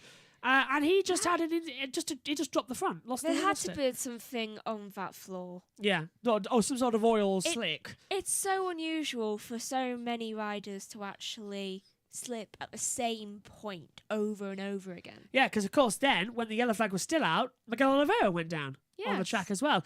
And then, perhaps the most dramatic one was Jorge Martin on the outside line, and on the inside, Pepe Bagnaia. Bagnaia went into turn 1, bit too much speed. The front dropped on him, and he just took Martin out. And it was a big accident. It went deep in the gravel. That could have been so much worse than it was. Do you reckon as well there'll be a little bit of word from Bagnaia when he gets back to the guys saying, look, that it was an accident, but we can't have much of that this year. We're going for a championship here. I think that there'll be a little word of just like, you need to get your head more in the game. So I think they're going to be pretty much all right with it, because obviously everyone was going down, so it was understandable. How annoying would Jorge Martin be? He started on pole, then the bike lifted up at the start, dropped back to 7th, and then got crashed out as well. It's a day lost. It's a race win loss for him. I think Martin is basically just being like, I think he's going to be literally just rocking backwards and forwards in his garage. Yeah, just sort of trying to stabilise with himself as well. Right, next down on the board, of course, that was it. Jorge Martin was the last one. Ralph Fernandez finished last, of course, as well, with all those problems. But many want to pick out as well the Suzukis. So much pace in the early part of the weekend. Rins topped the boards in the combined practice, 153.432. Mia was third as well in the combined practice. We all thought they've got pace. Didn't show up in qualifying, didn't show up in the race as well. They were teasing them, but 6th and 7th for them today. Not great. I mean, is that them just saying, look, we have pace, but we don't have race pace? I don't think it's good that they don't have race pace, because they built up kind of a, what's the word, reputation last year. And the year before, actually. Yeah. With winning in 2020. So now they are sort of on the down low, like when McLaren goes on a down low after they have a really good year. Tyres. That was a big talking point coming into this one. They could not be more different than the race last year. Soft front, soft rears, mediums, softs, mediums. It was all confusing out there. No one could find the right strategy, it seemed. I think we've learned that it's not a good idea to only have one of the tyres. Yeah, because that was everybody who crashed out. Yeah. Yeah, apart from one. Yeah. There's only one out of the people who crashed out didn't have problems to actually have different tyres. Bastianini had a soft front and a medium rear, so he was able to get the power down more easy, So it seems like that was the situation for what we saw. Fabio Quartararo, you saw him as he crossed the line, shaking his head, champion from last year, worst possible start to a defending year. Combined practice times outside of the top 10 for automatic Q2 promotion. Finished 11th. Just got through qualifying 1. Binder topped that session. Quartararo was 2nd, and then he was 11th and he was 11th in Q2. Morbidelli's teammate in 12th as well. What's going on at Yamaha? So much pace, they've lost it. I think he needs to get his head back in the game. Is it too much like? Oh, hang on. Is it more like that he's come into it thinking, oh, we're going to be very quick. I'm going to be the champion again. Now he's at a knockdown. Like what we saw last year with Lewis Hamilton in F1. Yeah.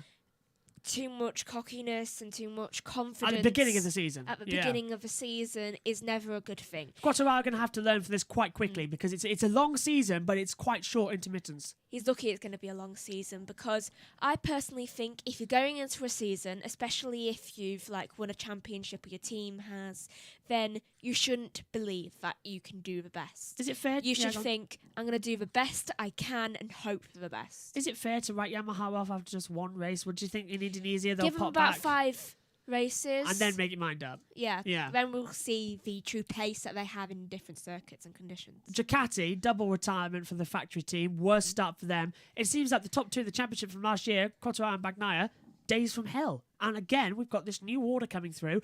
Marc Marquez in the top 5, that's quite good. But is this now going to be 3 different champions in 3 different years? Or I hope. We hope, yeah. Who's you really pick then? I really want Bastianini. Yeah, I know. I'm kind of thinking Bastianini now. And if it's not Bastianini, then I honestly want it to be Brad Binder.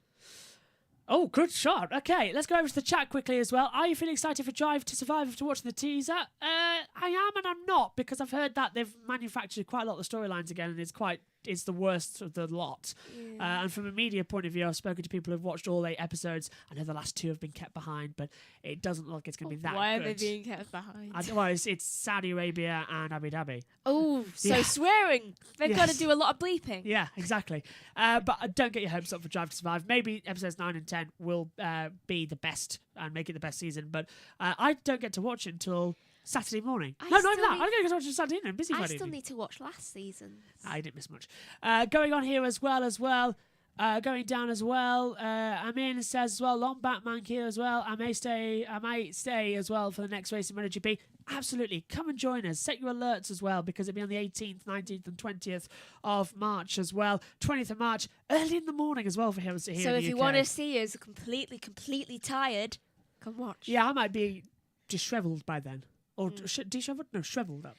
Shriveled up? I don't know. We'll Anyway. definitely both have a cup of tea. Oh, yeah, completely. And it'll be a different style of racing as well, but hopefully it's going to be great. You can tell we're British. Most people, coffee, us, tea. Tea's actually better for you than coffee because it's actually Yeah. got more caffeine in it.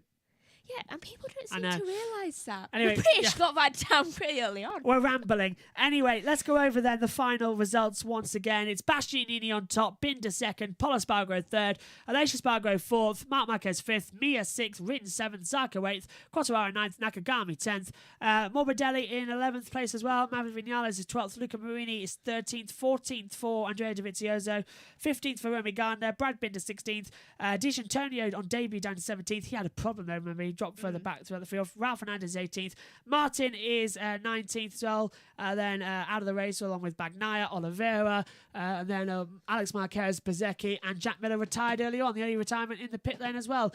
If Bezzecchi wins the championship in his first season of MotoGP, it'll be the first time that's happened since Marc Marquez, right? Yes, but this is actually Bezzecchi and Bastianini's second season in MotoGP because he raced last year with a different team. But yeah, he could win the championship for his second year, and rightly so if he follows Valentino Rossi out of it.